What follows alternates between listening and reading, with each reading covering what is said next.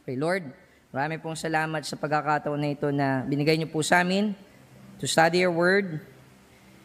Not only na makapag-transfer ng information from me to your people, but that marinig namin yung voice ninyo sa inyong salita, that by hearing your word, it would produce faith in us, and thus this faith would produce works in us. Works unto your praise. Works unto your glory. Because the only works that counts is that which works that is flowing from faith. So ultimately, ito pong works na to, hindi kami ang nagpo-produce because in us, there's nothing good apart from Christ. There's nothing good in us. So we're unable to produce works unto your glory. And so we pray now, Father, that you give us wisdom, understanding, open the eyes of the hearts, open the eyes of our hearts and the ears of our hearts so that we might see and hear glorious things from your word. Hindi po kami mabore to death of theology.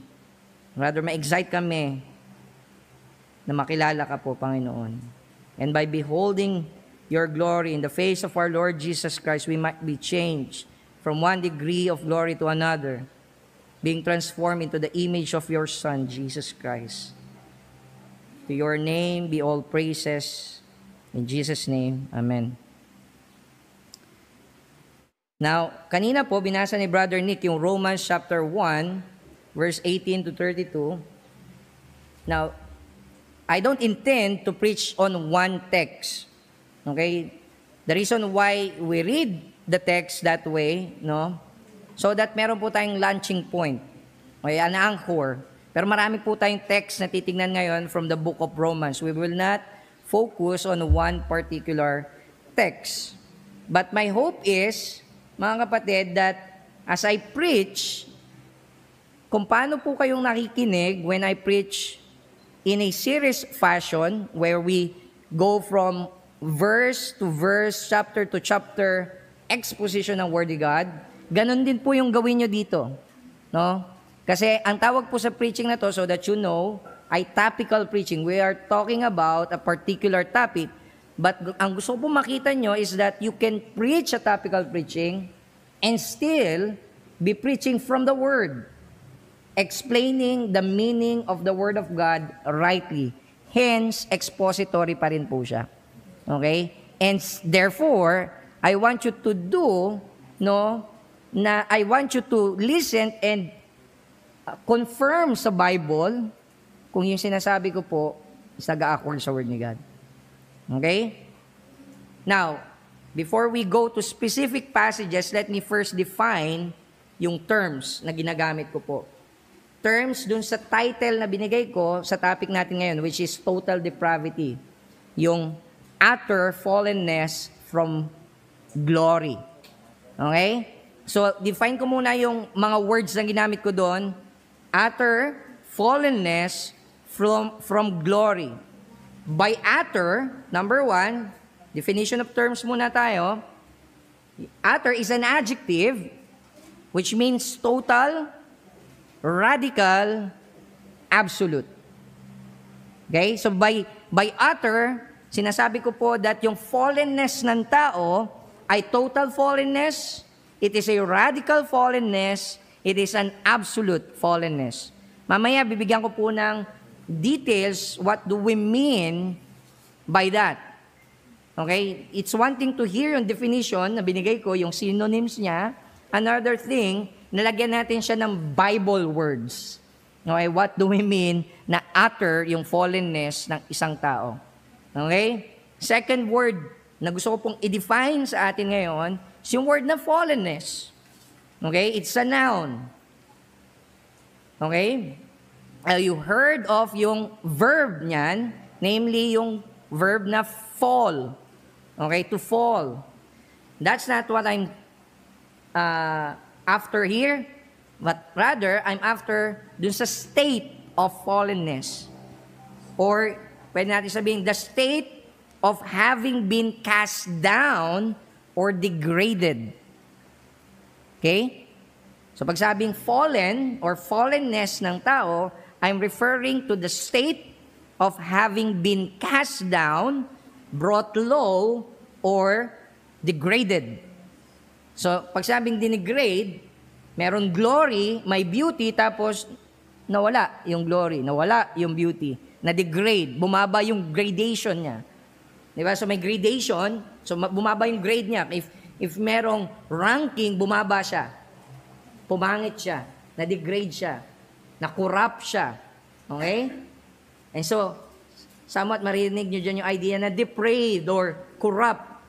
Kaya po yung ibang tawag sa total depravity is radical corruption.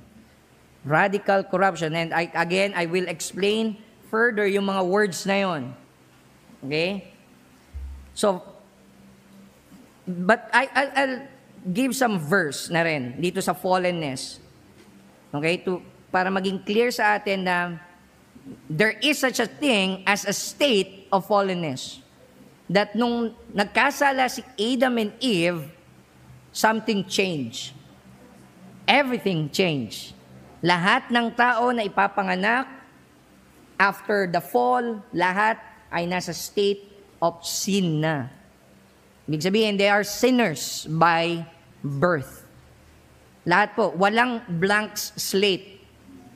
Okay? Pag sinabing fallen ang isang tao, siya ay hindi blanco. Don't think na ang mga bata po na pinanganganak ngayon, okay, ay blank slate, meaning para siyang papel na blanco na susulatan mo pa lang at depende kung anong sinulat mo, yun ang magiging direksyon ng buhay niya. Hindi po. Lahat ng ipapanganak na bata, meron na siyang bent inclination toward evil. We will see that later. But for now, gusto makita nyo that etong fallenness na to refers to the condition of being a sinner. Okay? Makikita natin yan sa Romans chapter 5, verse 19. Romans 5, verse 19. Sabi po dyan, Romans 5:19, for as by one man's disobedience, mamaya titignan natin yung one man's disobedience, ang gusto ko pong bigyan nyo ng focus dito yung sumunod na words. For as by one man's disobedience, the many were made sinners. Narinig nyo po yun? Sinabi doon that because of one man's disobedience, namely Adam's disobedience, everyone else, ang state na nila, meaning ang condition nila, ang being nila ay sinner. Okay? So in other words, when you're asked, what do we mean that we are sinners or people are sinners? Don't say, because I'm sinning, I am a sinner. Mali po yun. Rather, what the Bible teaches us is that because we are sinners, we sin. In other words, ito po yung state of being ng mga tao.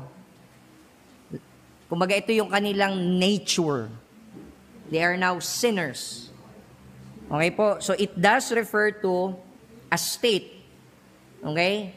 It's not first about actions ng tao, but rather it is about the condition of the heart of people.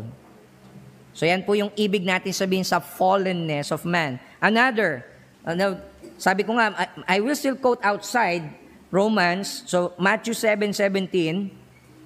Turn with me sa Matthew 7:17. And Paul is not novel sa kanyang view about sa condition ng tao. He's just borrowing from his master, the Lord Jesus Christ. So ito yung sinabi ng Panginoon. Matthew chapter 7, verse 17. Sabi ni Christ, so every healthy tree bears good fruit, but the diseased tree bears bad fruit. a healthy tree cannot bear bad fruit, nor can a diseased tree bear good fruit. Every tree that does not bear good fruit is cut down and thrown into the fire. Thus you will recognize them by their fruits. Now, what's being said here by Jesus Christ is that it depends on the kind of tree kung ano yung magiging prutas niya. And so may dalawang klase ng puno, may dalawang klase ng nature. Okay? Ang tao. Merong bad nature, merong good nature. Okay? And so yung puno na bad yung nature niya, ang pinoproduce niya ay puro fruits na bad. And kapag itong puno ay good, yung pinoproduce niya ay good fruits. So is true with man. Okay? We are sinning because we are sinners. Yun ang nature ng tao. Yun ang state, yun ang condition ng tao. Now, another way of saying it, itong tinatawag kong fallenness, so nasa definition of terms pa rin tayo, not only it is the condition of being a sinner, it is a condition of having a mind that is set on the flesh. Romans 8, verse 7. Sabi po dyan, for the mind that is set on the flesh is hostile to God. For it does not submit to God's law, indeed it cannot. Those who are in the flesh cannot please God. Now, titingnan natin yun later. What does it mean to be incapable of pleasing God? Okay, for now, gusto ko lang makita nyo that there is such a state na tinatawag ni Paul na mind or having a mind that is set on the flesh. Okay? That's Romans 8:7. In Ephesians chapter 2, verses 2 to 3, makikita po natin dyan yung same na idea. Ephesians chapter 2.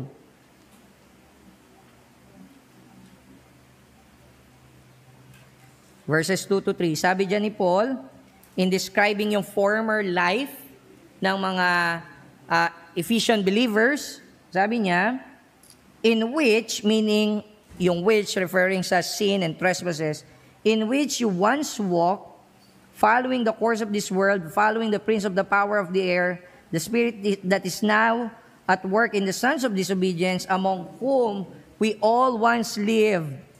How did you live?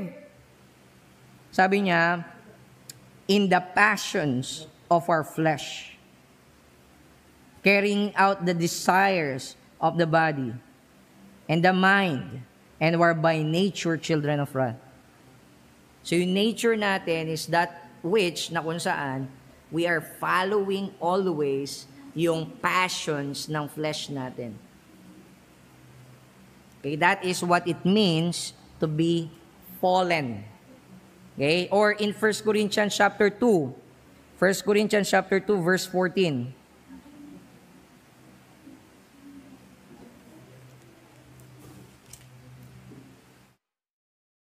In 1 Corinthians chapter 2:14, sabi diyan, the natural person, and if you remember yung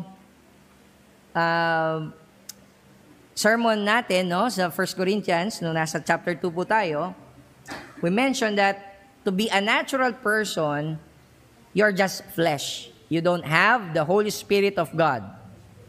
Okay? So sabi diyan, the natural person does not accept the things of the Spirit of God, for they are folly to him. Again, titingnan natin ulit, babalikan natin itong verse na to later, mamaya po. For now, gusto ko pong makita nyo is that meron pong thing na tinatawag nating fleshly mind or mind that is set on the flesh. It is a state of being. Okay?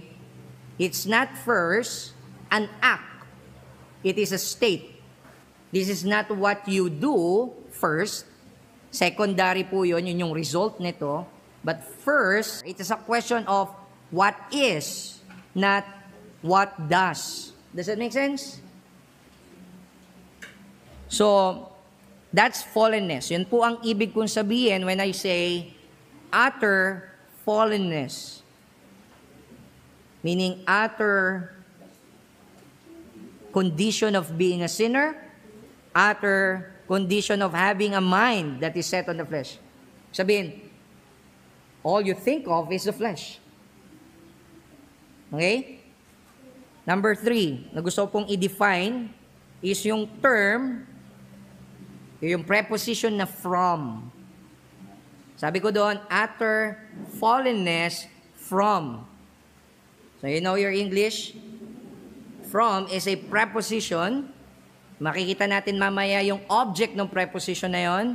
But here, ang ibig sabihin, yung from marami po siyang gamit, di ba? It could mean pinanggalingan, origin, or it could also be used to refer to separation. Ngayon, ginagamit natin siya as a preposition signifying na something o yung subject or yung a particular word na minomodify nung preposition ay separated from the object of the preposition. Does that make sense? So for example, if I'm to say, you are to be set apart from the world, meaning separate from, away from the world. Does that make sense? Laro po, saan ko po yan nakita? Bakit tingin ko that when we are talking about the state of man as being fallen, it is a falling away from something? Well, ini-imply po yan ng ministry ni Jesus Christ. Ano ba yung ministry ni Jesus Christ? Christ's ministry of reconciliation presupposes what? Separation and estrangement. The fact that yung very purpose ni Christ in coming into the world, dying for sinners, is to reconcile them to God, presupposes that they're not reconciled with God. They're separated from God. They are away from God. They are in enmity with God, and they are estranged with God. Does that make sense? Kuha po natin mga kapatid. So that's why itong state ng tao, it's not just a state of being that wala siyang implication in terms of his locality, meaning yung kanyang location. Okay? In fact, kung maalala nyo, nung nagkasala si Adam and Eve, ano yung ginawa ng Panginoon sa kanila? Well, bago sila pinalayas, ano muna yung ginawa nila? They hid themselves, right? Away from the Lord. Because of shame and guilt and fear of judgment. They flee. And so they are separated from God. In fact, that's what the Bible usually means by death. Nung sinabi ng Panginoon that you will die, you will surely die when you eat of it, hindi man sila namatay kagad physically, eventually they died, but first they were separated from God spiritually. There's a separation. But I want us to see it from Romans chapter 5:11. Tsaka Romans 11:15. There makikita natin that yung primary, or at least one of the reasons why Jesus came into the world is reconciliation, which implies there is a separation away from God or from the glory of God. Romans 5:11.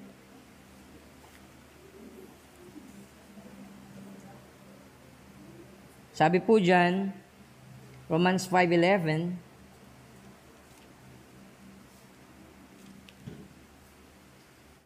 more than that, we also rejoice in God through our Lord Jesus Christ, through whom we have now received reconciliation. Ulitin ko, what's the need for reconciliation if there's no separation? Right? So yun lang po, ganun lang kasimple. Ibig ko sabihin sa from, something happened, not just yung nature natin change, but yung location natin in relation kay God change, in that we're separated from God. Or to be precise, from the glory of God. Yan po yung lagay kong word dito na object ng from, glory. Pero let's look at another verse regarding dito sa separation na to, Romans 11:15. Romans 11:15.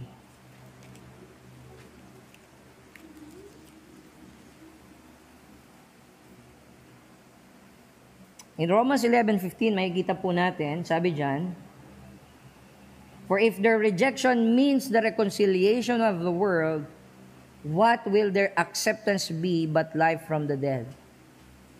Now, the topic there is about the rejection of the Jews and how yung salvation is nakarating sa world. Okay? That's another topic. But ang gusto ko lang ipakita dyan that yung world is being reconciled kay God, yung Gentiles. But not only the Gentiles, but also yung, not only the Gentiles, but also yung mga Hudyo. God meant that itong Jew and Gentile na to would become one, there's no longer distinction, and be reconciled back kay God. Okay? Now that we understand na yung fallenness ng tao, it's not just a state of being, yung nature ng tao na nagbago, but also yung location natin, relationship natin kay God, change. So, tignan natin yung object. No? Why not say, away from God? Diba? Why not say that? Isn't it, yun naman talaga yung nangyari? We're separated from God. Now, that's true. But, I'm after this thing na tinatawag nating glory ni God. Okay? And by glory of God, I'm referring to that which na mai-enjoy mo at hindi ka mamamatay pag nakita mo. Ulitin ko po. Itong glory nito that we're separated from because of our fall, because of the fall of man, ito yung glory that which we can enjoy and be satisfied with forever. Okay? And that's the reason, that's the only reason why glory yung nilagay ko doon. Because in hell, there's God is in hell. Yung wrath and fury ni God nasa hell. So in one sense, you can never be separated kay God. In a universe that God is a creator, di ba? Who is omnipresent, He's everywhere. But in what sense ba tayo separated kay God? Yun ang ibig ko sabihin. By using the glory of God instead of just God, I'm referring to that which na makikita mo, mabibehold mo yung glory ni God and not die. By glory, I mean manifold beauties of God experienced in fellowship with Him. Utter fallenness from glory. Yung glory na tinutukoy ko po dyan is manifold beauties of God experience in fellowship with Him. Makikita po natin yan sa Romans 1:19. Okay, where it says, ito yung nireject ng tao. Romans 1:19. Tasayin konti. Verse 18, for the wrath of God is revealed from heaven against all ungodliness and unrighteousness of men who by their unrighteousness oppress the truth. For, verse 19, what can be known about God is plain to them because God has shown it to them, for His invisible attributes, namely His eternal power and divine nature, have been clearly perceived ever since the creation of the world in the things that have been made. By glory, I mean yung invisible attributes ni God, now shown in the person of Jesus Christ. Now, it is also shown sa nature, but more clearly, prominently, sa person ni Jesus Christ. So that's what I mean by glory. So in summary, sa ating definition of terms, utter fallenness from glory is simply total depravity. Okay? Or total depravity means utter fallenness from the glory of God, away from the glory of God. Now, we should ask, how did we come to this state of fallenness? Okay? And by the way, you may disagree sa akin dun sa wording ko. Okay? Ang importante yung meaning na nilagay ko dun sa words. Okay? Yun ang i-test nyo sa Bible, yung meaning na nilagay ko. That's why, dun sa definition, nagbigay ako ng mga text. Okay? But now, we should ask, no? So first, define natin yung terms. Now, we should ask, how did we come to this state of utter fallenness? We'll look at least 2 verses. Okay? And meron tayong dalawang makikita sa verse na to. Una, that itong fallenness na to is the result of Adam's sin. Okay? Romans 5:12. Therefore, just as sin came into the world through one man, and death through sin, and so death spread to all men, because all sinned. Now, yung unang gusto ko pong makita nyo dyan is that it is a result of Adam's sin. Kasi sabi doon, through one man, sin came into the world. The reason why every one of us ay sinner na is because of one man. Okay? Because of one man. We are now sinners. We are made sinners.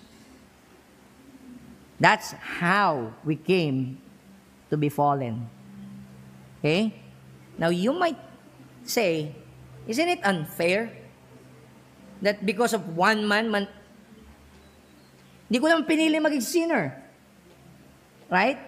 You might ask, di ba parang unfair yun na dahil lang nagkasala yung isang tao, payag ba kayo? Mapaparusahan ka?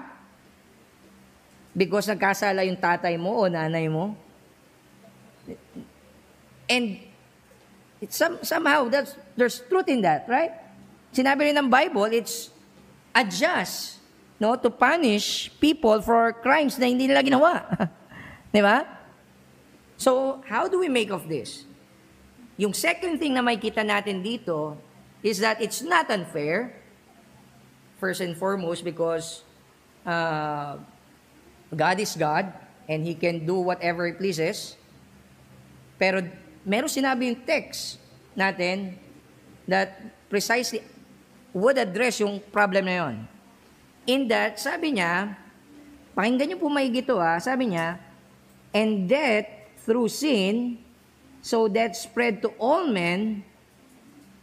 Ano yung binigay niyang reason why death spread to all men? Is it because of one sin? Or is it because all sinned? Ano sabi niya? Sabi niya, death through sin, and so death spread to all men because all sinned. So no one gets punished because of someone else's sin. Nakukuha niyo po? Wala pong pupunta ng hell nang dahil lang sa sin ni Adam. So it is a caricature, a miscaricature, okay, or misrepresentation ng Calvinism or Reformed theology that we are teaching that God will punish people for sins na hindi nila ginawa. That's wrong. The text is clear. Clear po yung sinabi ng text, isn't it? Death came to all men because all sinned. So, how do we reconcile yung dalawa? Nasa isang verse yun eh. We came to be sinners because of one person. And yet yung punishment is rightly deserved because all sin. And yet, kaya nga tayo nag-sin because we were made sinners because of one man. So how we reconcile that? Well, nung sinabi niyang all sin, though it's true that eventually we will all sin, and now we are sinning, but nung nagkasala si Adam, we all sinned in Adam. Meaning, he accurately represents everyone. That is, if you are in his shoe, you will still do what Adam will do. And God knew that perfectly. In other words, Adam is a perfect representative. Kasi you might say, I don't want to be represented by someone. Di ba? Gusto nyo maging fair yung judgment? Gusto nyo ng fair na judgment? I want to represent myself sa courtroom ni God. Ayaw kong si Adam mag-represent sa akin. You really want that? Huh? Because if you want that, Christ must die billions of times to represent you sa courtroom ni God. The beauty dun sa tinatawag nating corporate guilt na namanan natin kay Adam is that because of one man's sin, pumasok yung unrighteousness and sin and death, but because of one man's obedience, also, Christ, isang beses lang siya mamamatay para sa atin. Yung righteousness niya would be counted as ours. So ano gusto niyo? Gusto niyo, you want to really do that? Represent yourself sa courtroom ni God? You will fail, just like Adam. Just like Adam. So how did we come to this state of fallenness? Una, it is a result of Adam's sin. That's true. Because of his sin, lahat tayo sinner na. Pero it is also true that itong state of fallenness, we are guilty with Adam in his sin. We are really guilty in Adam. We all sinned in Adam. Hindi ka pa pinapanganak nun, okay? You already sinned in Adam. Romans 12:19, makikita natin yung same idea. Romans 12:19. For as by the one man's disobedience, the many were made sinners, so by the one man's obedience, the many will be made righteous. Now, what is the essence of this fallenness? So, na-answer na natin, how did we come to this state of fallenness? Now, we should ask, ano ba yung essence nitong fallenness na to? Okay? Number 1, yung essence ng fallenness is that all human beings, after the fall, at root, prefer creatures over Creator. Ulitin ko po, the essence of this fallenness is that all human beings, after the fall, at root, meaning ugat, okay? At root. And sometimes, di ba, ginagamit nga yung radical corruption na tinatawag. When you hear yung word na radical, anong pumapasok sa isipan niyo? Usually, you might think aktivista, no? Kasi radical. Di ba? And that's not what it means. Or at least, gusto kong mabago yung mindset nyo doon. It came from the word radix. And so pag narinig nyo yung radix, anong pumapasok sa isipin nyo? Radish. Ano ba ang radish? Sa root crop. Pero sa Latin, pag sabing radix, it's referring to the heart. Okay? It refers to the heart. And so pag sinabi po nating all human beings after the fall at root prefer the creatures over the Creator, what I mean is that all human beings after the fall, by heart, in their core, in the core of their being, they prefer creation rather than Creator. That is the essence of fallenness. Everything else, lahat ng sin that you would ever do, nag-uugat po dun sa reality na yon, that yung inclination mo is to worship something else other than God. Makita natin yan sa Romans chapter 1, verses 21 to 23. Ito po yung binasa kanina ni Brother Nick. Romans 1, 21, 23. Sabi diyan, for although they knew God, they did not honor Him as God or give thanks to Him, but they became futile in their thinking, and their foolish hearts See that? Their foolish hearts, the radix, the root, were darkened. Claiming to be wise, they became fools. Why they became fools? How they became fools? Ito yung sagot. And exchange the glory of the immortal God for images resembling mortal man and birds and animals and creeping things.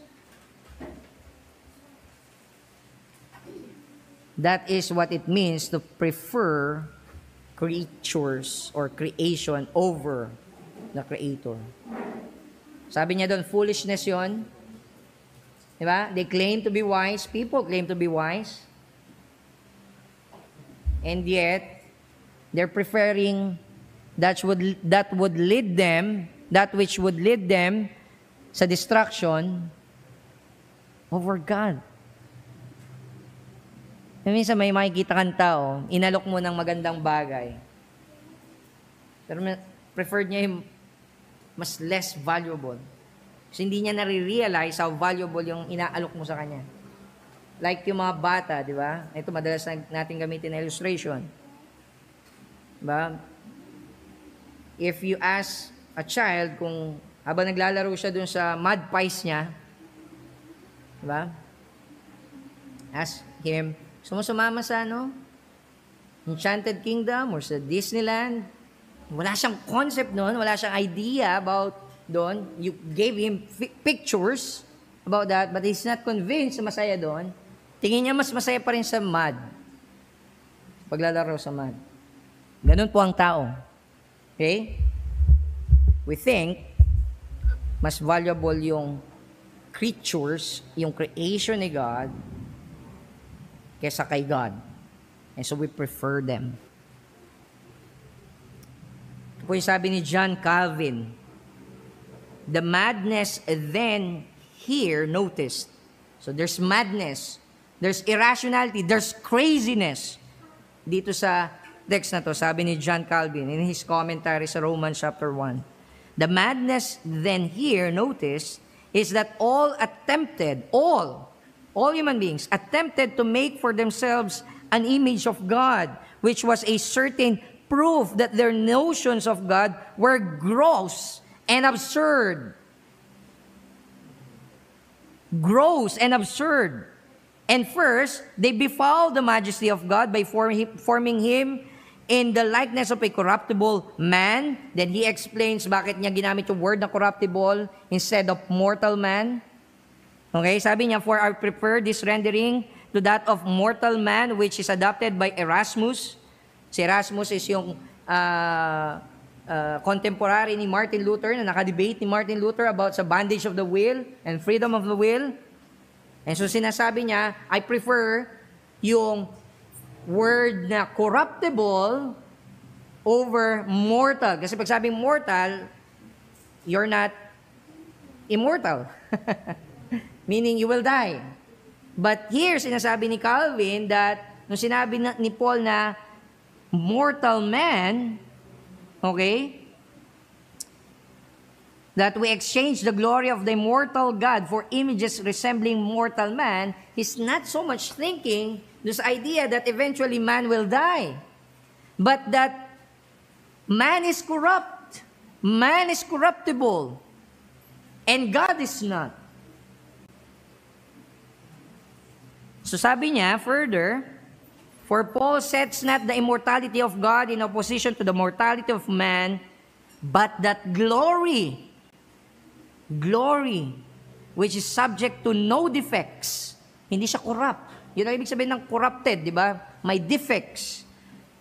To the most wretched condition of man. So yung kinokontrast ni Paul, sabi ni John Calvin sa Romans 1:18 to 23 is that the immortal God is incorruptible, no defects, glorious, and yet you prefer that which is corruptible, lesser glories, with defects kay God. Yan po ang ginawa ng lahat ng tao. And so sinasabi niya, that's madness. That's madness. That's craziness. That is irrational. Further, sabi ni Calvin, and then being not satisfied with so great a crime, na ibaba mo ang Diyos sa level ng tao, ano yung ginawa daw ng tao? They descended even to beasts and to those of most filthy kind, by which their stupidity appeared still more evident. Binaba mo na nga siya sa mukha ng tao, binaba mo pa siya sa mas mababa pa sa tao. Isn't it sinabi ng scriptures that yung climactic glory ng creation is yung creation of man? Because man is created in the image of God. Right?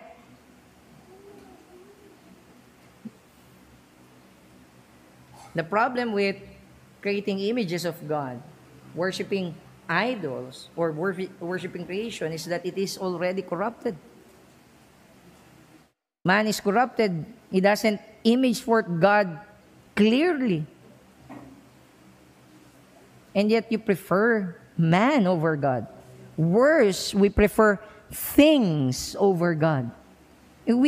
Kumbaga, tignan nyo yung value scale. God is here, man is here, and yet, nilagay mo si God pa sa mas mababa. Nakuha nyo po yun?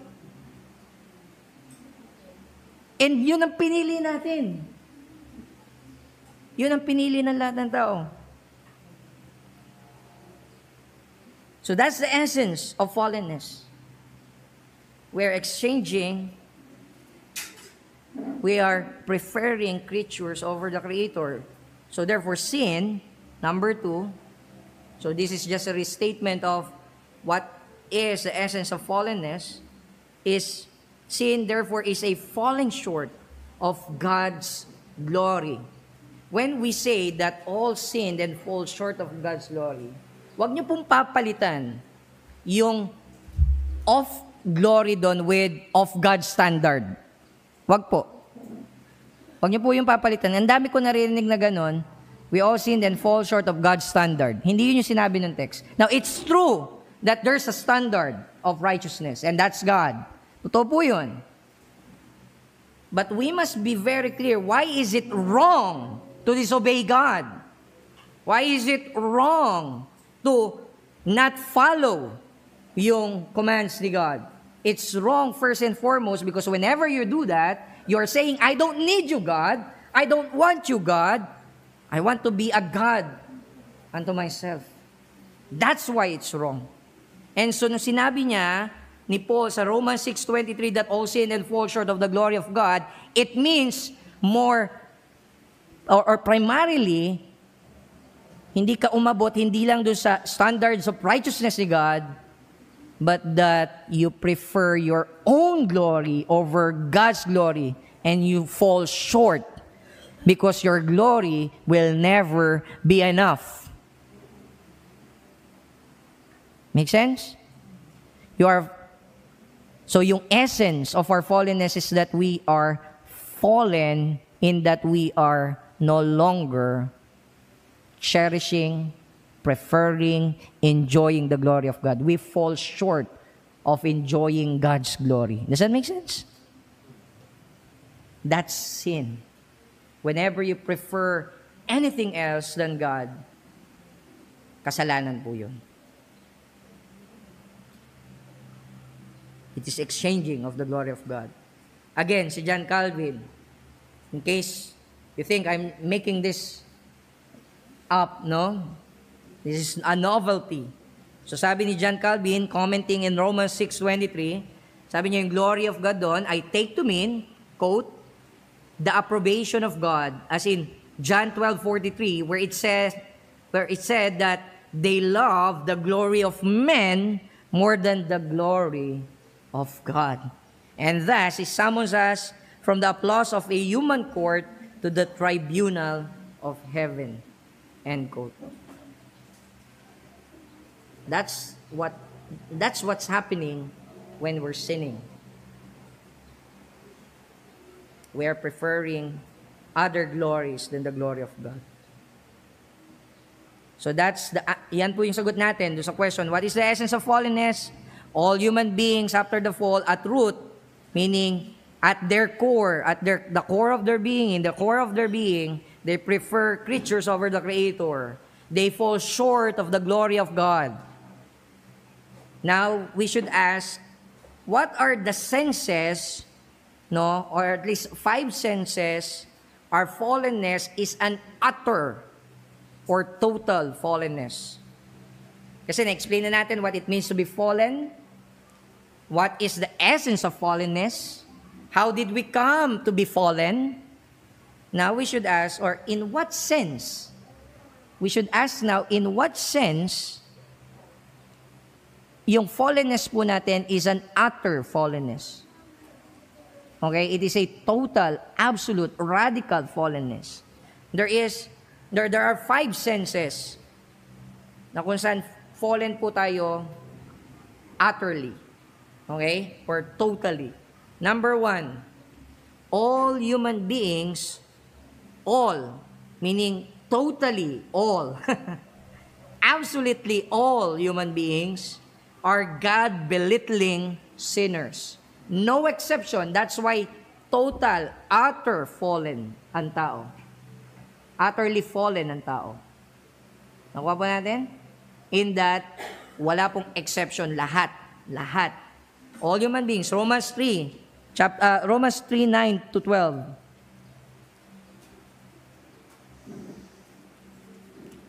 Romans 3:9-12.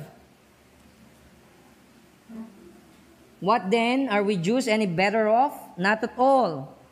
For we have already charged that all, meron po bang exception sa all? Wala. That all, both Jews and Greeks, are under sin. As it is written, none is righteous, no, not one. No one understands, no one seeks for God. All have turned aside together. They have become worthless. No one does good, not even one. Not even one. So it is total. It is an utter fallenness because wala pong exempted dito sa state na ito or condition na to of being fallen. So that's the first sense na utter, total, and absolute yung fallenness ng tao. Second sense, na yung ating pong fallenness ay total, utter fallenness. Our fallenness, number 2 sense, second sense natin, our fallenness is to the core. Somewhat na imply ko na po ito kanina. Diba? When we're talking about the essence of fallenness, no, it is an utter fallenness in that yung core ng being natin is affected ng sin. Okay? Wala pong exempted dito. Notice, in Romans 1:18-21, it's not so much talking about yung external actions ng tao, but rather yung heart preference ng tao, yung problem. May post si Camille, I know it's not original sa kanya, pero kinote niya to from, I think, John MacArthur, pero I'm not sure kung si John MacArthur din yung original do sa first part. The heart of the problem is the heart. Di ba? The heart of the problem of human beings is the human heart.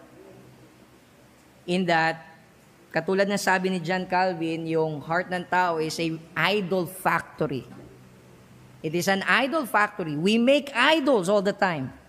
You may not creating graven images, gawa sa painting of bato, whatever, na kind of image, or moving pictures.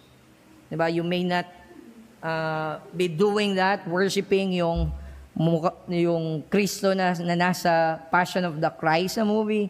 You may not do that. But we are all idolaters. In that, yung heart natin, every day, no, laging may competition si God. No, something competes with God's attention. Right? And whenever we choose yung bagay na yun over God, na we are committing idolatry.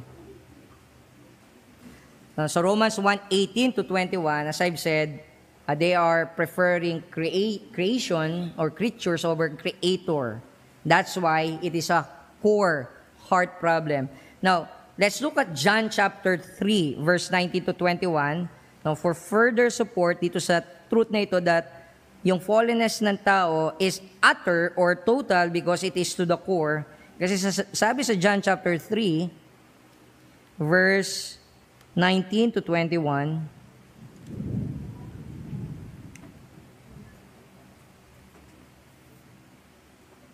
sabi po dyan, and this is the judgment. The light has come into the world, and people love the darkness rather than the light because their works were evil. Tayo niyo po? We love darkness. It's not so much we know darkness. It's not so much about we are doing darkness or doing things in the dark. We love dark. We love evil. That's the problem. Okay? So it is to the core. If no matter yung changes na gawin mo sa labas, external religiosity, until the core of your being is changed, wala pong magbabago. Okay? It is at the core. So that's what we mean by total depravity. It's not about, we're not saying that you can be as evil as you are now, or as you can be, rather. Meron pa tayong isasama, okay? Hindi yun ang ibig natin sabihin sa total depravity. What we mean by total depravity is that every fiber of our being, to the core, is affected by sin. There's nothing that we do because of it can be pleasing kay God. Lahat ng gagawin natin, even while sleeping, you are rebelling kay God. Yun po ang ibig sabihin nun.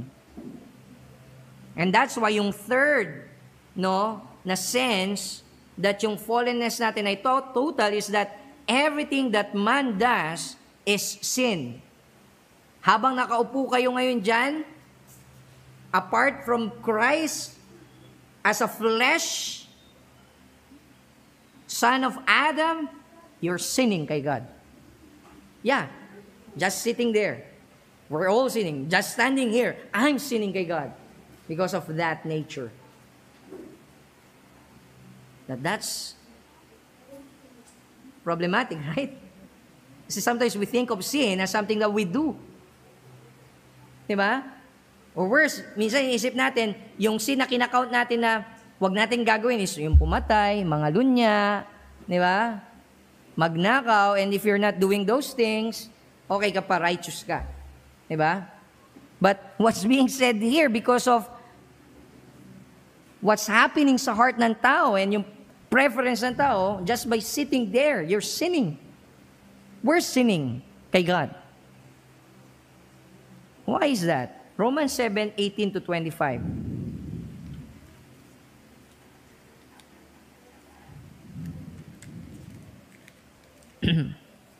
Romans 7:18 to 25, sabi dyan, for I know that nothing good dwells in me, that is in my flesh. For I have the desire to do what is right, but not the ability to carry it out. For I do not do the good I want, but the evil I do not want is what I keep on doing. Now, if I do what I do want, it is no longer I who did it, but sin dwells within me. Now, there's a debate kung sinong Paul ba yung tinutukoy dyan. Is it the converted Paul or the unconverted Paul? Now, we don't have time to argue kung alin dun yung sinasabi. I would just state, for now, yung view ko po. Yung tinutukoy doon is a converted Paul. Okay? So, ang gusto ko makita nyo dito is that even now na tayo'y converted na, we still have that struggle, right? Because yun nga ang effect ng sin. Okay? It's to the core. It's in every fiber of our being. Apart from regeneration and final resurrection sa coming ni Lord ng Panginoong Hesukristo, we will still deal with sin daily. Now that you're a Christian. Worse, kung hindi ka pa Christian, you're living in sin. But ngayong Kristiyano ka, hindi ka accepted dun sa reality na yon. Sabi nga ni Martin Luther, we are both righteous and unrighteous at the same time. Sinner and saint at the same time. Romans 14:23. Still dun sa reality that everything that man does is sin. Romans 14:23.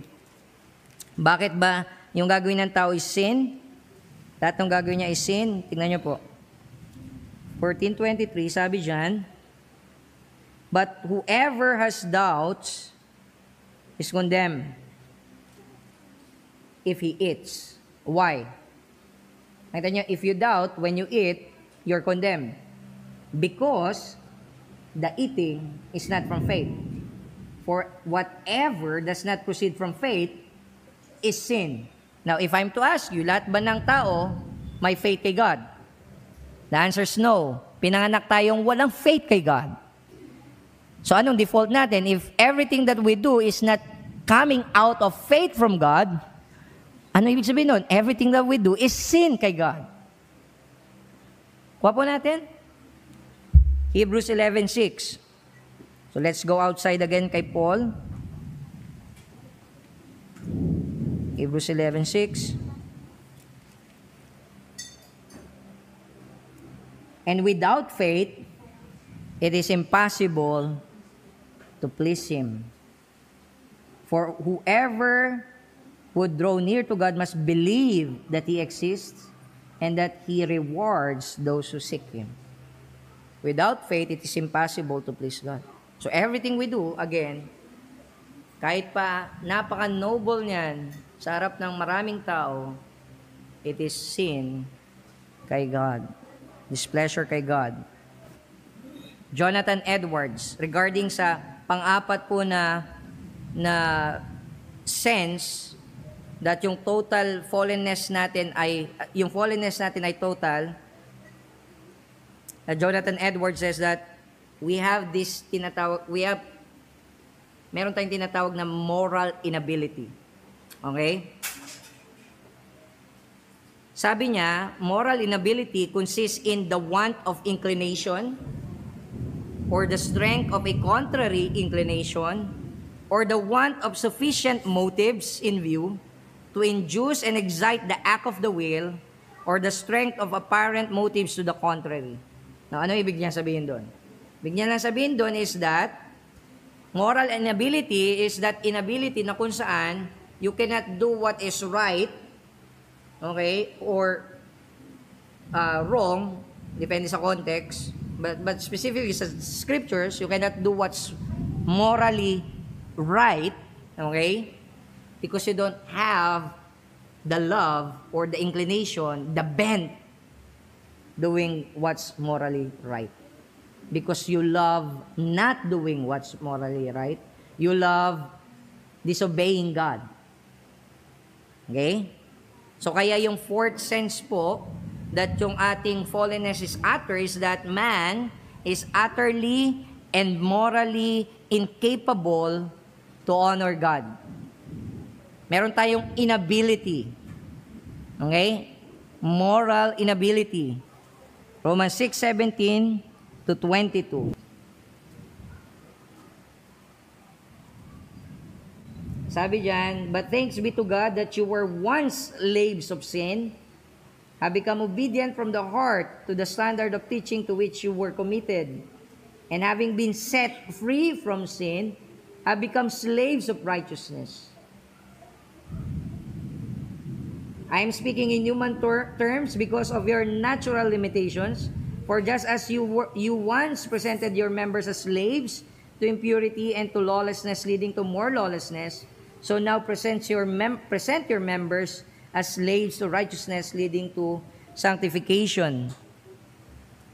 Verse 24, when you were slaves of sin, you were free in regard to righteousness. But what fruit were you getting at the time from the things of which you are now ashamed? For the end of those things is death. But now that you have been set free from sin and have become slaves of God, the fruit you get leads to sanctification, and its end, eternal life. For the wages of sin is death, but the free gift of God is eternal life in Christ Jesus our Lord. Now, yung gusto ko pong tignan nyo, pansinin nyo yung binibigyan kong emphasis while I'm reading it, is yung words na we are freed from something. Saan daw tayo na free from? Slavery to sin. And as slaves, we're incapable of disobeying yung master natin, namely sin. Okay? Everything that man does is sin because we are incapable of doing otherwise. Okay? We have inability. John 6:44. John chapter 6, verse 44. No one can come to me, sabi ni Christ, unless the Father who sent me draws him. Now, gusto kong bigyan nyo ng focus doon is yung word na can. Sabi ni John, sabi ni Christ, no one can come to Christ unless the Father who sent Jesus draws him to Jesus. Ibig sabihin, wala tayong ability. Yun ang ibig sabihin ng can, di ba? Hindi niya sinabing no one may come. Everyone is invited to come. We are invited. All of us are invited. The offer of salvation were given to all human beings. However, not everyone has the ability. No one has the ability to come. Okay? We are incapable of coming to Jesus Christ.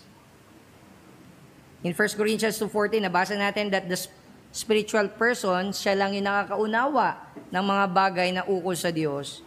And yung mga non-spiritual person, yung person of the flesh, cannot accept the things of God. They cannot understand the things of God.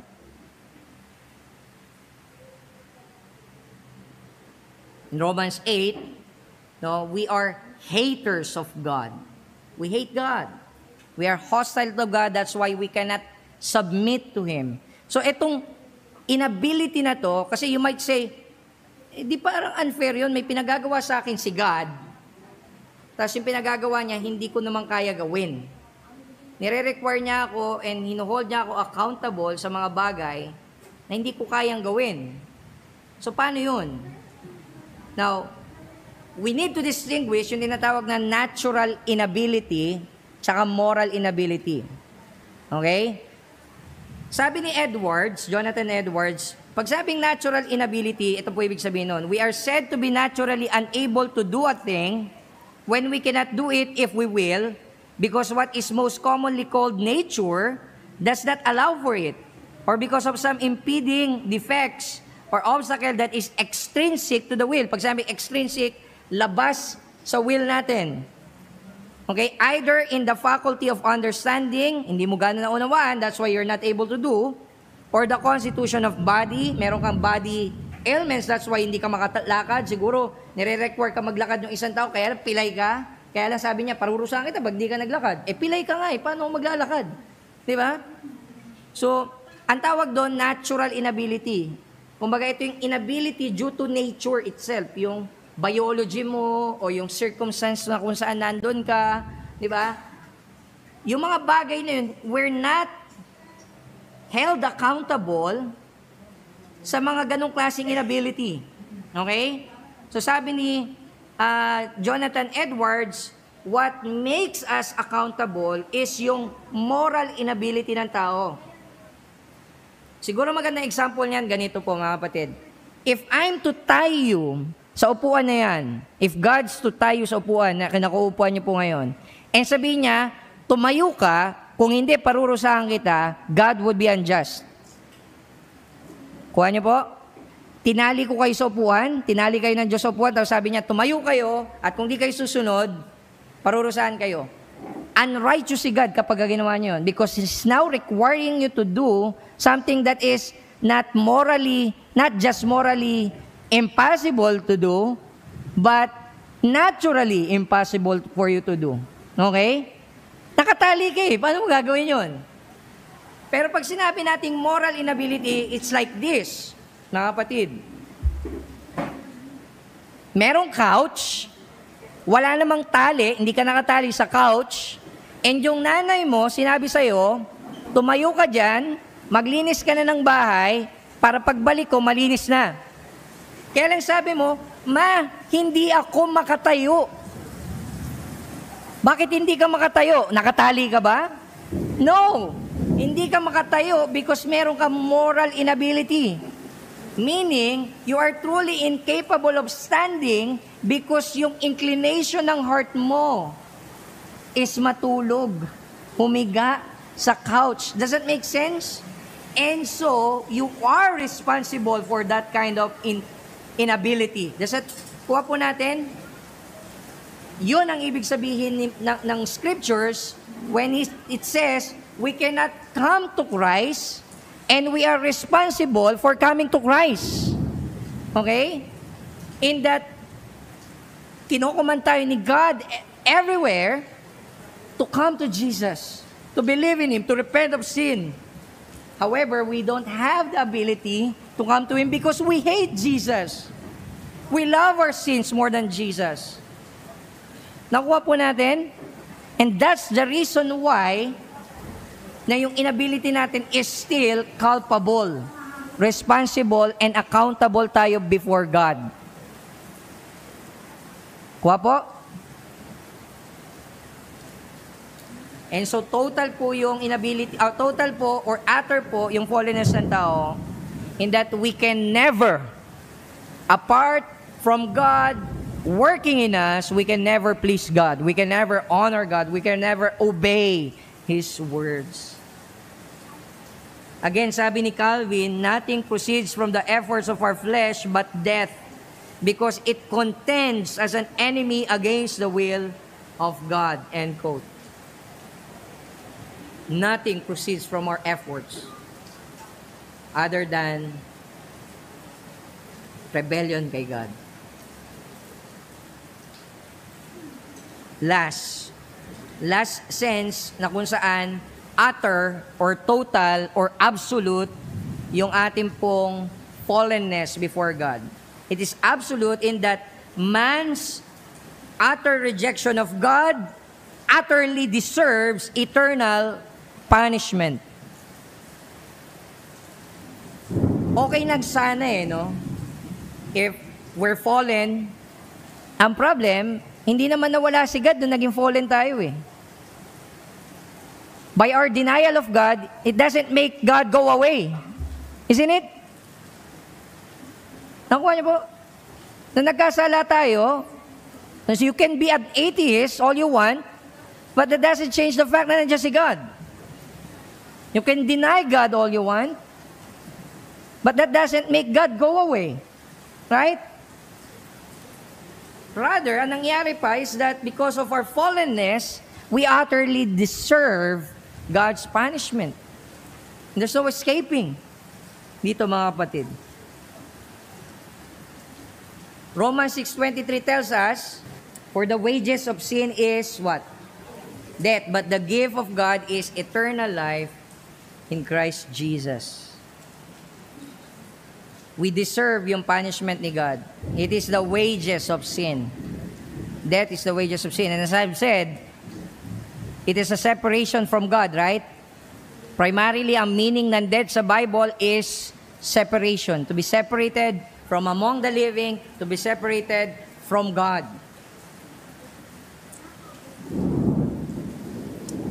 Sabi niyang Ephesians chapter 2, verse 3, we are all children of wrath. What does it mean to be a child of wrath? Ibig sabihin po nun, sabing you are a child of wrath, meaning you are a child destined for wrath. Yun ang destination mo. We will all go to hell. Kung hindi kikilos ang Diyos, kung wala yung grace ni God, we'll all go to hell. And we all deserve going to hell. But as I've said kanina, all of this has to do with God's glory, right? Not only that we reject God's glory, no, yan yung state ng fallenness natin, we are glory rejectors. Okay? Yung punishment fits the crime. Right? Punishment fits the crime. You don't want God's glory, you'll be separated from God's glory. 2 Thessalonians 1:9. Tignan niyo po yung mangyayari sa mga taong nagre-reject ng glory ni God. 2 Thessalonians 1:9. They, ito yung mga sinners na hindi nagrepent, they will suffer the punishment. They will suffer the punishment of eternal destruction. Then in-explain niya, ano tong eternal destruction na to? Away from the presence of the Lord and from what? The glory of His might. When you reject God's glory, God will give what you want. He will give you over to what you want. Apart from God doing anything sa atin, yan po yung kahantungan natin lahat. Because we reject God's glory, He will reject us. We will be separated from that which is truly beautiful, valuable, satisfying. Instead, ang may experience natin sa hell is pain, not satisfaction. So yung punishment fits the crime. Reject God's glory, you'll be separated from God's glory for all eternity. Now, we come to application natin. But before we go sa application pala, let's summarize so far yung nakita natin. Ano yung essence ng fallenness ng tao? All human beings, without exception, we are now rejectors of God's glory. We prefer the glory of creatures rather than the glory of God. How did we come to this state of fallenness? It is the result of Adam's sin, and we all sinned in Adam. Okay? What are the 5 senses? Na kung saan tayo po ay fallen, ay yung fallenness natin is an utter fallenness. Number 1, all human beings now are God belittling. Wala pong exception. Kahit po mga maliliit na bata. Okay? Number 2, yung fallenness natin, it affects every fiber of our being to the core, sa pinaka-heart natin. Number 3, everything therefore, dahil nga nanggagaling sa core ng tao, that man does, everything that man does is sin. Number 4, man is now utterly and morally incapable of in honoring God, incapable to honor God. That's number 4. And number 5, because of our utter rejection of God's glory, we deserve yung utter separation from God's glory, eternal punishment. Now we come to our application. John Piper suggests 4 ways, no, itong doctrine na to of total depravity or what I call utter fallenness from glory can be very helpful sa atin. Bakit natin to dapat matutunan? Okay? Number 1, sabi ni Piper, there's no full grasping of God's saving grace, namely yung forgiving, justifying, renovating, perfecting work ni God, without seeing our true condition. Hindi natin ma-appreciate, okay? Hindi natin mag-grasp yung reality that God is Savior if merong mga competing saviors, right? Namely us. So you need to understand you can never be your own Savior. You can never be. We're no heroes of the story. We're the villains of the story. We're rebels to the story. God is the hero of the story, and He is the one who will save us from our fallenness. Hindi Hindi natin magagrasp yun kung di po natin nauunawaan yung utter fallenness natin. Number 2, we can't embrace, according kay Piper, Christ as Savior without knowing our need for one. Thus, saving faith depends on knowing our sinfulness.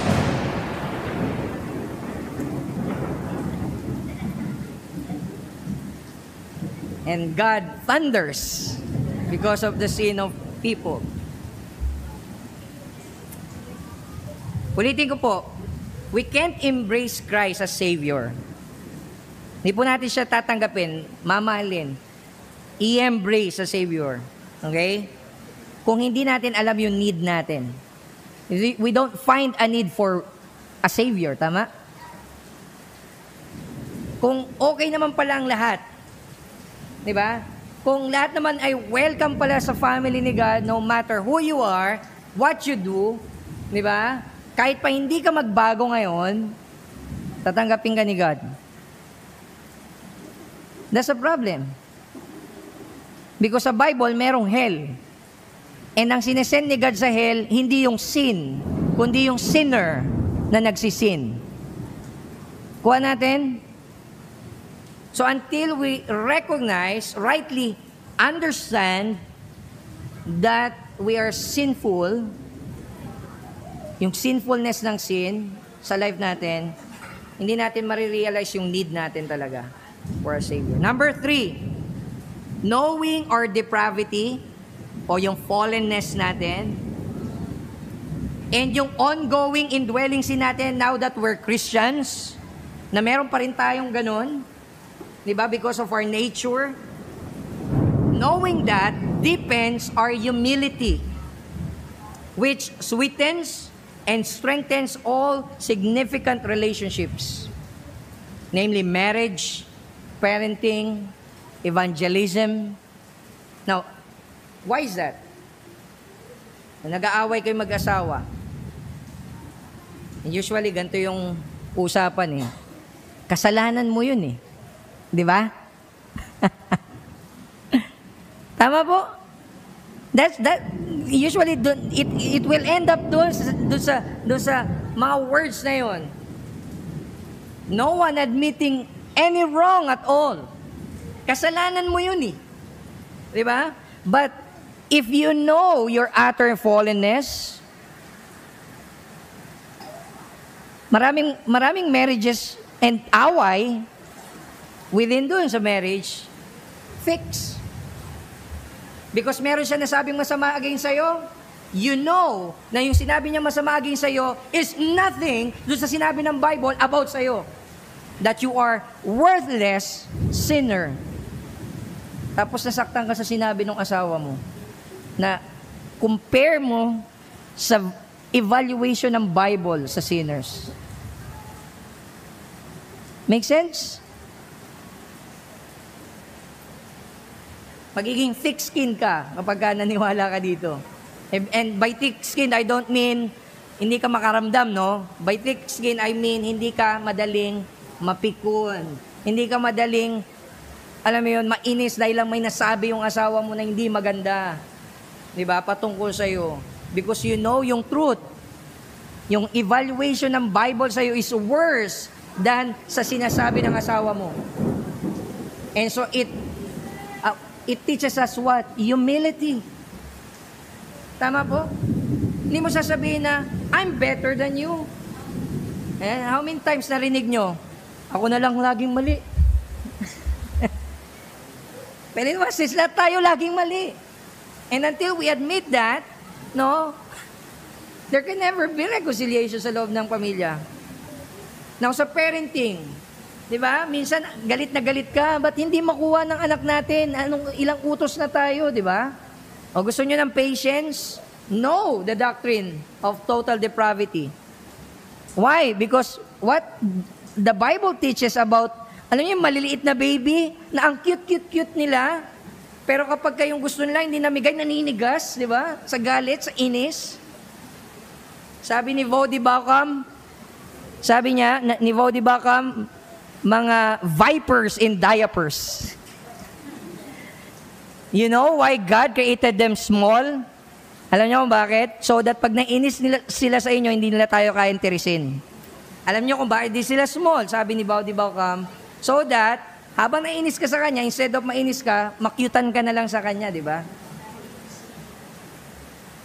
That's the truth. If you know this reality that we are totally depraved, utterly fallen, even yung maliliit na bata, it will teach you patience. Tama po? Because you know that you are no different do sa anak mo. Right? You're no different sa anak mo. You should be patient. God has patience sa atin, sa struggles natin sa sin. Why not be patient sa anak natin? Make sense? Or sa ibang tao? Or sa magulang natin? Sometimes we think, nagkakamali din yung magulang natin, right? So be patient with your parents. If you think they're nagging you always. In evangelism, how does itong truth na to help us in evangelism? Well, it tells us that it is not within our hands to convert people, right? It removes a lot of weight sa balikat natin when you evangelize. Kasi sometimes we think, napapagod na ako mag-evangelize kasi hindi naman siya nakikinig. Hindi naman siya nagbabago. Hindi siya nagbibilieve kay Christ. No, be of good courage. Why? Because it's not within your hands, it's within God's hand. Masisave siya. There's no hard heart behind God's grace. So be patient with them. Number 4, na benefit of knowing this doctrine, sabi ni Piper, knowing, ito yung last po, knowing the depths of the corruption of human nature and of God's sovereignty keeps us from being knocked off balance by bad news and dire predictions. Knowing the depths of the corruption of human nature and of God's sovereignty keeps us from being knocked off balance by bad news and dire predictions. The idea here is this. Sometimes you hear of news na kung saan, halimbawa may tao kayong kilala. Okay? And tingin nyo sa kanila, ay, imposible na yan ma-save. Tama? Or that itong tao na to, no, nabalitaan mo, okay, may nangyari sa kanya masama, and you think, kawawa naman siya, diba? And you might ask, where's God in all of these things? Like for example, tsunamis, diba? And itong mga taong to, unbelievers. So, you should have yung perspective ni God. Yes, magkaroon ka ng mercy sa kanila, maawa ka sa pamilyang iniwan nila, but knowing that their rejection of God deserves yung punishment ni God, okay? Hindi ka magugulat sa mga nangyayari sa mga panahon natin ngayon. Hindi ka magugulat kung merong airplane, no? Na kung saan driven by a suicide bomber heading towards a building. Hindi ka magugulat doon. Why? Because you know the heart of human beings. You know. Minsan kasi ganun tayo mag-isip di ba? Hindi ko maisip na ginawa niya yun. Why? Bakit? Gano'n ba kaganda yung evaluation mo sa tao? Bakit hindi natin yung maiisip? Ang tao ay totally depraved. Nakuha niyo po? So, in other words, it's not surprising. It shouldn't surprise us. Rather, mas magiging accepting tayo dun sa fact, not accepting them, but dun sa fact that there are people who are like that. And sometimes, we are that people. Again, it gives us humility, and at the same time, no, mas nagiging forgiving tayo sa ibang tao because of that. Let me close with a quote from John Calvin to sum up nakita natin so far. Let everyone acknowledge himself to be the servant of sin. That is what it means to be fallen. Servant of sin. As he is in reality. That, yung purpose, sabi ni John Calvin, of acknowledging that you are a servant of sin, so that he may be made free, being set at liberty by the grace of Christ. The only way to be set free from sin is to acknowledge that you are servants of sin. But if you are so blinded of your own liberty, freedom, you can never be set free. Kaya sabi niya, to glory in any other liberty is the highest folly. It is foolishness to think that while you are serving sin and Satan, iniisip natin we are the freest of all beings. So you want true wisdom, mga kapatid, know this reality, know this truth, that we are fallen, utterly fallen away from the glory of God. And we need Him to save us. Let us close in prayer. Panginoon, marami pong salamat sa inyong salita. Marami pong salamat that this reality, sinuro niyo po sa amin because we need to know this. We need to hear this. Our world thinks that we are free. Free to do whatever we want and there's no consequences. But in reality, Lord God, we are just slaves of sin, of our nature. We are fallen. We are utterly fallen. We are utterly fallen or falling away from your grace and glory. And yung justice and punishment fits yung crime namin.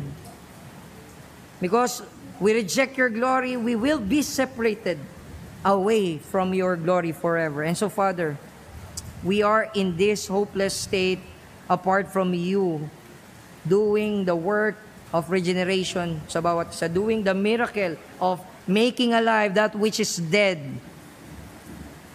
Namely us, we are dead in our trespasses and sin. But with you, God, you can make us alive by your Spirit. And so, Father, if meron man sa amin dito ngayon na hindi pa nananampalataya kay Jesucristo bilang kanyang Panginoon tagapagligtas, kung meron man sa amin ngayon who's still cherishing yung sin over you, Father, kung meron man sa amin ngayon who's rejecting you always, every day, kung meron man sa amin ngayon who's rejecting yung offer ng salvation, Father, grant what you command. Command what you will what you command.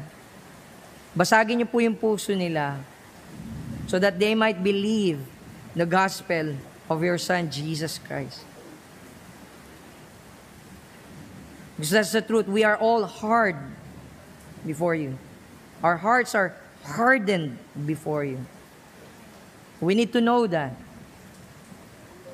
And now that we know it, we can come to you and plead with you to grant us a heart that's not of stone but of flesh, having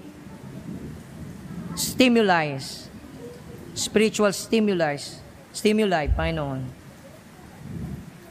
so that we can respond rightly sa gospel, sa glory ninyo, Panginoon. Maraming salamat po. Humble us by your word so that maging